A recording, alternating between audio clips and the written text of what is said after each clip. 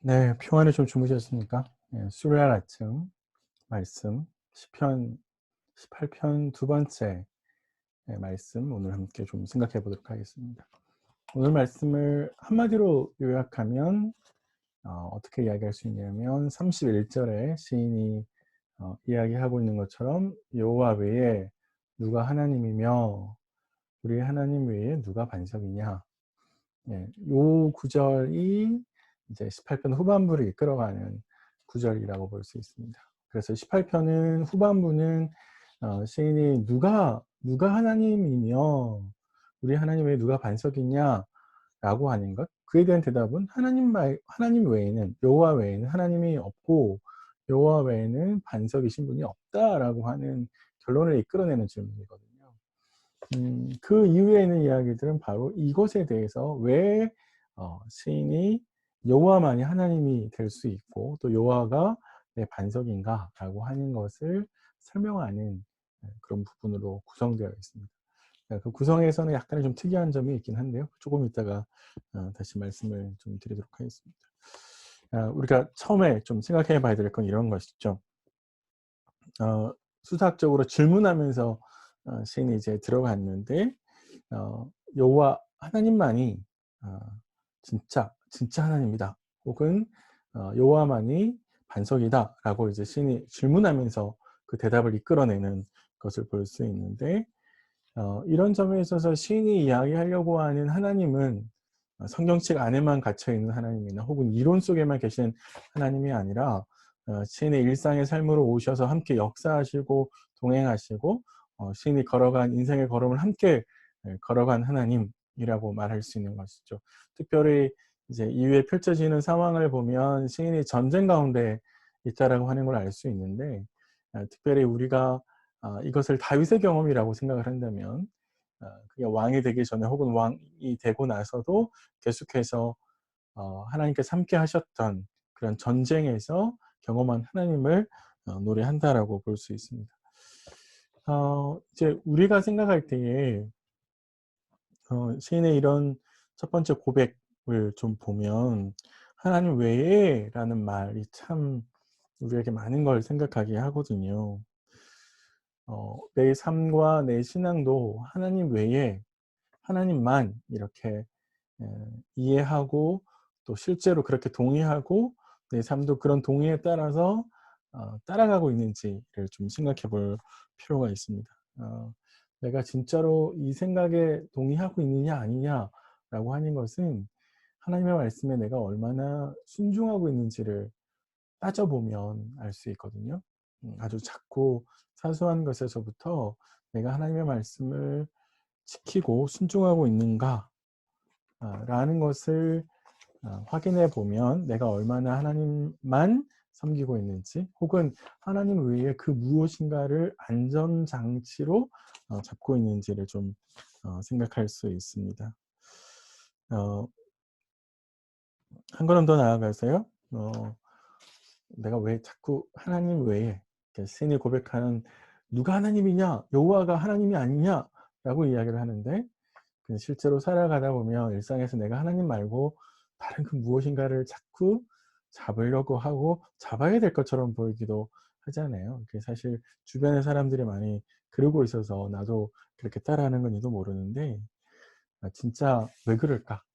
하나님을 의지한다라고 하는 개념을 내가 몰라서 그런 것인가? 아니면 하나님 외에 다른 것을 의지하는 것이 신앙에 위배된다라는 것을 몰라서 그런 것일까?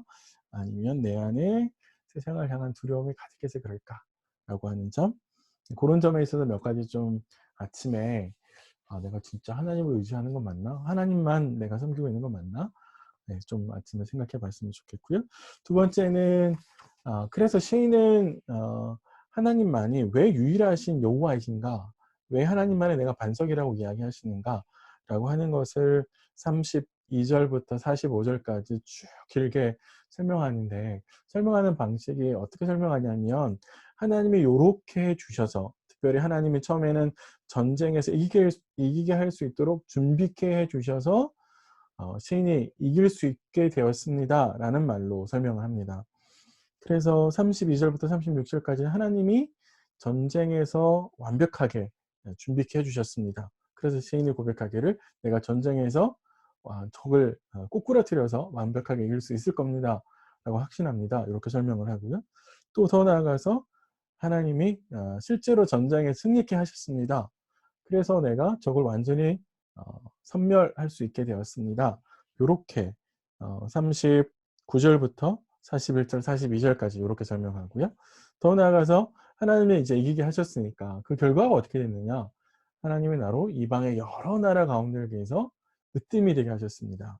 그래서 주변에 있는 사람들이, 주변에 있는 나라들이 나에게 와서 경배를 합니다. 요렇게 고백하는 거예요.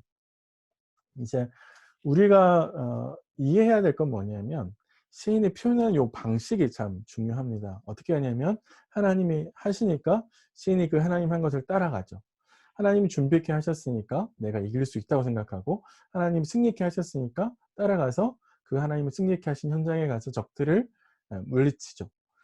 이게 이제 성경에서 말하는 신앙의 원리인데, 조금 어려운 말로 하면 피조적 적극성 요렇게 표현할 수 있는데요. 이게 뭐냐면 신앙이라고 하는 것은 전혀 새로운 길을 개척해 나가는 것이 아니라 하나님이 가신 그 길, 혹은 하나님이 내어 주신 그 길, 하나님이 지시하신 길을 따라가는 것.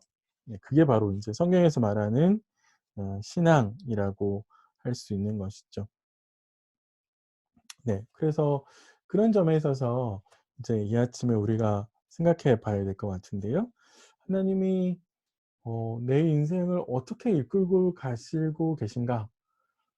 라고 하는 점을 좀 생각해 볼 필요가 있습니다. 그래서 하나님이 지금 내 삶을 인도해 오시는 대로 내가 그 길을 따라가고 있는가? 그건 뭐 매우 구체적으로 좀 생각할 수 있는데, 사실 '지금 하고 있는 일이 하나님이 나에게 바라시는 일이었는가?'라는 점에서도 한번 생각해 보시고요. 아니면 지금 살고 있는 이 삶의 방식과 형태가 하나님이 나를 위해서 준비하신 길인가? 그런 점에서도 좀 생각해 볼 필요가 있습니다. 좀 더 적극적으로 시인은 마치 하나님이 자신을 왕으로 세우시기를 바라셔서 모든 걸 준비하셔서 이렇게 세우셨다라고 하는 것대로 따라가잖아요. 그런 점에 있어서 '내가 하나님의 뜻에 적극적으로 더 순종하고 따라야 될 것들이 뭐가 있을까?'라는 걸 좀 생각해 보시면 좋을 것 같아요. 특별히 직면해야 될 뜻. 사실 내가 무섭고 하나님의 뜻인 걸 알면서도 무섭고 두려워서 그래서 머뭇거리고 있고 혹은 미루고 있는 그런 건 없는지 한번 좀 돌이켜 보시고요. 또 도전해야 될 하나님의 뜻은 없는지. 사실 하나님이 우리에게 도전케 하시는 일들이 꽤 많거든요. 그거는 내 안에 있는 트라우마일 수도 있고 또 내 안에 있는 상처일 수도 있는데, 사실 그런 건 없는지 아침에 좀 생각해 봤으면 좋겠습니다. 마무리를 이제 시인이 46 절부터 50 절에 하는데요. 요 이야기는 한마디로 말하면 하나님의 신실하심이라고 할 수 있습니다. 하나님께서 이스라엘 백성들 가운데 혹은 다윗의 인생 가운데 계속해서 역사하셨고 신실하게 당신의 말씀을 지키신 것처럼 이후에도 하나님은 그들의 백성들의 반응에 상관없이 당신의 말씀을 신실하게 지키실 겁니다. 요렇게 이제 시인이 찬양을 하는 겁니다. 요거는 이제 18편을 시작하는 1 절부터 3 절에 있는 이야기와 대응되는 이야기이고요. 요런 점에서 우리가 생각해야 될 건 하나님의 신실하심을 좀 생각해 볼 필요가 있습니다. 음 하나님의 신실하심은 나의 반응에 상관없이 하나님의 약속을 신실하게 이행하신다는 것이고, 우리가 믿음을 가지고 신앙을 가지고 하나님을 기다리고 하나님의 역사하심을 소망하는 것은 사실 그분이 신실하게 반응하시기 때문이거든요. 그러니까 늘 내 삶에서도 하나님은 신실하게 반응하시고 또 내 삶에서 하나님께서 꾸준하게 당신의 약속을 지키시기 때문에 우리가 오늘도 그분의 말씀을 붙들어야 되는 것이거든요.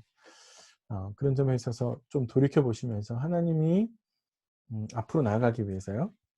하나님께서 내 삶에서 어떻게 신실하게 당신의 말씀을 지켜 오셨는지, 그래서 하나님의 신실하심이 내 삶에서는 어떤 모습으로 드러나는지 한번 체크해 보세요. 한번 생각해 보시고요. 또 그걸 생각해 보면 앞으로 갈 수 있겠죠. 이때까지 하나님이 신실하게 인도해 오셨으니까 남은 내 삶에서도 하나님께서 신실하게 인도해 주실 것을 확신할 수 있을 것 같습니다. 네, 오늘 아침에 이렇게 세 가지 크게 생각했는데 요거 그대로 잡아서 우리 좀 아침에 기도했으면 좋겠는데요. 첫 번째는 내 삶에 하나님 외에 하나님만 요렇게 기도했으면 좋겠습니다.